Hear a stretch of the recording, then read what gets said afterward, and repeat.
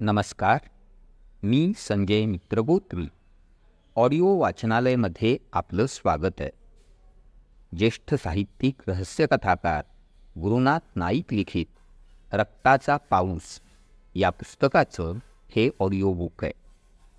आपणास हे audio book आवडल्यास लाईक करा, शेअर करा आणि सबस्क्राईब करा. धन्यवाद. भाग 2.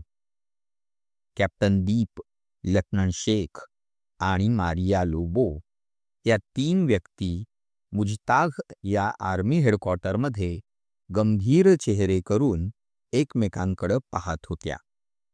तीच अवस्था झाली होती शेजारी बसलेल्या मेजर सारंगची. समोरच एक फाईल उघड्या अवस्थेत पडली होती. थंडीचा कडाका मी म्हणत होता. चारही बाजूला 4 शेगड्या पेटत होत्या.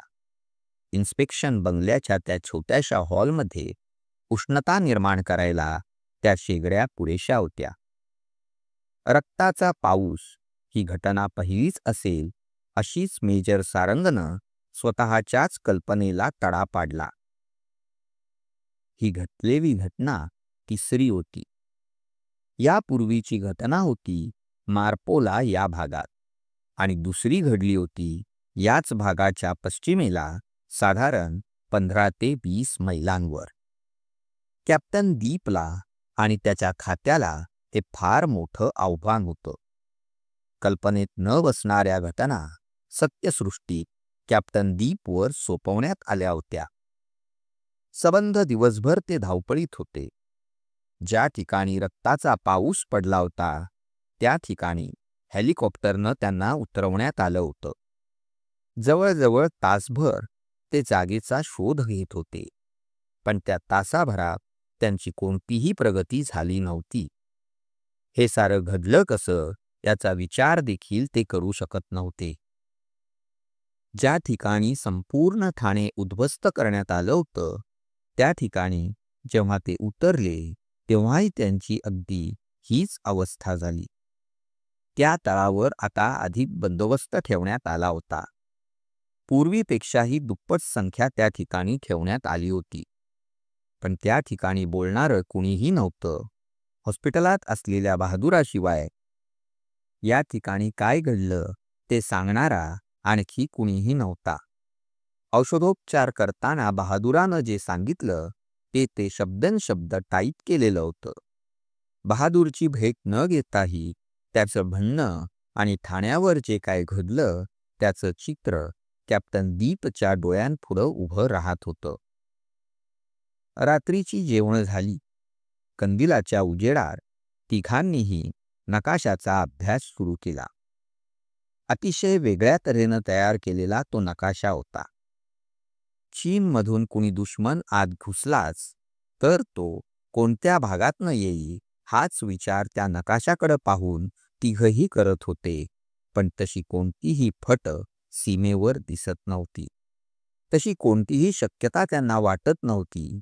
या साऱ्या शक्यता गृहीत धरल्या तर रक्ताचा आणि हाडामासाचा पाऊस पडला कसा हेच मुळी त्यांच्या डोक्यात शिरत नव्हतं.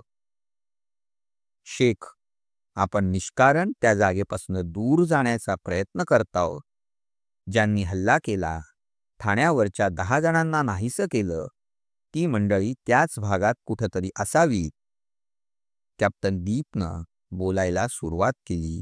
ते 12:30 वाजून गेले होते. दिवसभराच्या दगदगीनं सर्वजण थकले होते. पण ते कसं शक्य आहे?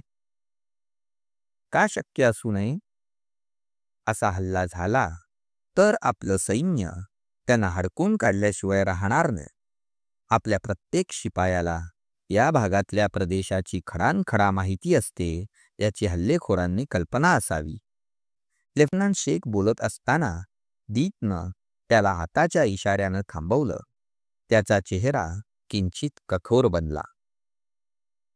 शेख, या तुझ्या साऱ्या शंका मला मान्य, पण तू सांगतोस तसं काहीही घडलेलं नाही. कर्नल इस्माईलनं आजूबाजूच्या अवघड जागांचा शोध घेतलेला नाही. याचा अर्थ तूच काय तो सांग. चर्चेला आता अगदीच वेगळं रूप आलं. लेफ्टनंट शेख देखील निरुत्तर बनला होता. शेख, नेहमीच आपण अशा चुका करत आलो. दुश्मनाला आपण नेहमीच कमी लेखत आलो.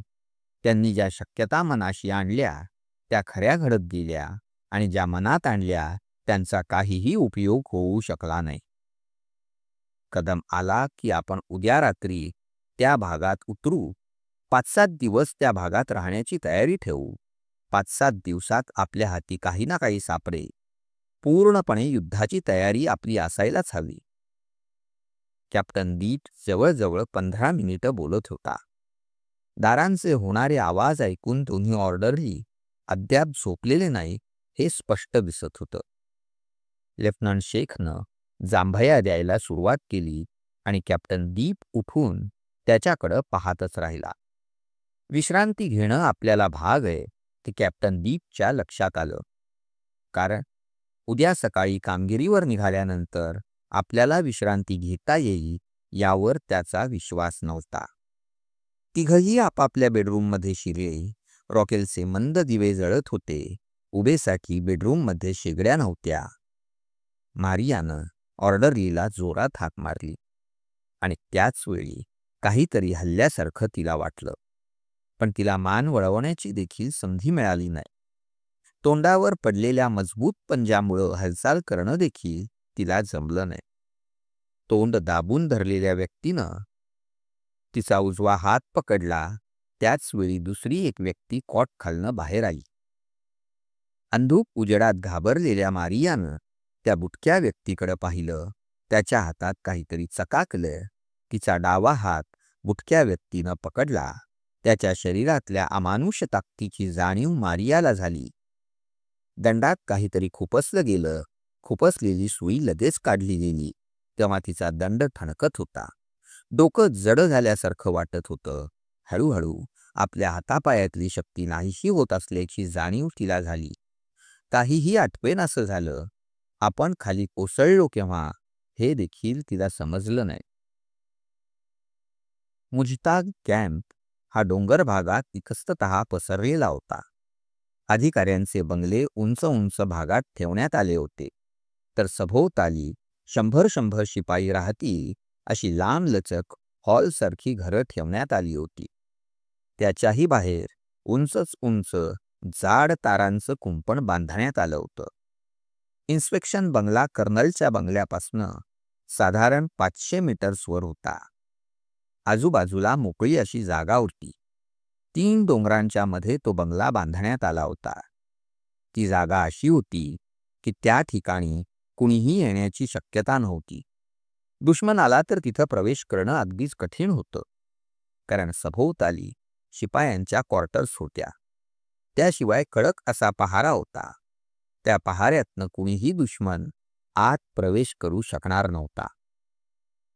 पण अंधार पडता पडता एकूण 12 व्यक्तींनी इन्स्पेक्शन बंगल्याच्या सभोवताली प्रवेश मिळवला होता. इन्स्पेक्शन बंगल्यावर केवळ 2 सेंट्री पहारा करत होते. शिवाय 2 ऑर्डरली त्या बंगल्यात आहे याची कल्पना त्या व्यक्तींना होत होती. 6 जणांकडे स्टेंगन्स होत्या तर उरलेल्या 6 जणांकडे कोणतंही हत्यार नव्हतं.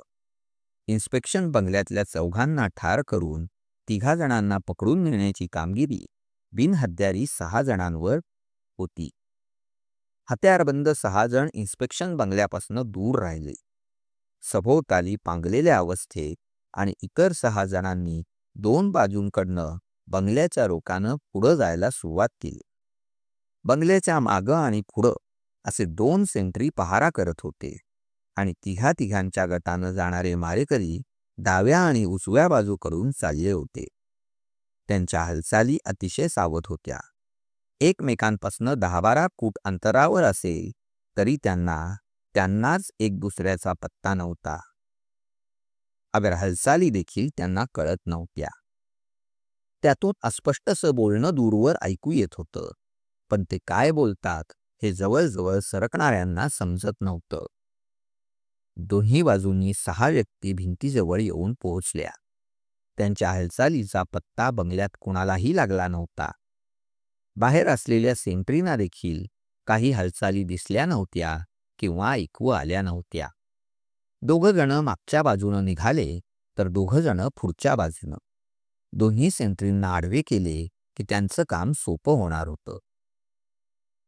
5 मिनिटात पुढच्या बाजूला उभ्या असलेल्या सेंट्रीचं प्रेत बंगल्यापासनं 25-30 फुटांवर जाऊन पडलं. अर्ध्या मिनिटाच्या अंतरानं मागच्या बाजूच्या सेंट्रीची देखील तीच अवस्था झाली. आता राहिले 2 ऑर्डरली. सेंट्री इतकेच ते धोकेबाज होते. आता बोलण्याचा आवाज होतोय याचाच अर्थ ते झोपलेले नाही. हा विचार हल्लेखोरांनी केला. पुन्हा सर्वजण एकत्र जमले. बंगल्याच्या उजव्या बाजूला. बंगल्यापासनं जवळजवळ ते 30-40 फुटांवर उभे होते. प्रत्येक जण एक दुसऱ्याच्या कानाजवळ तोंड नेऊन बोलत होते. त्यांच्या पुढं प्रश्न उभा होता तो केवळ बंगल्यात शिरण्याचा होता. मागचे किंवा पुढचं दार बंद असावं की उघडावं हेच त्यांना माहिती नव्हतं.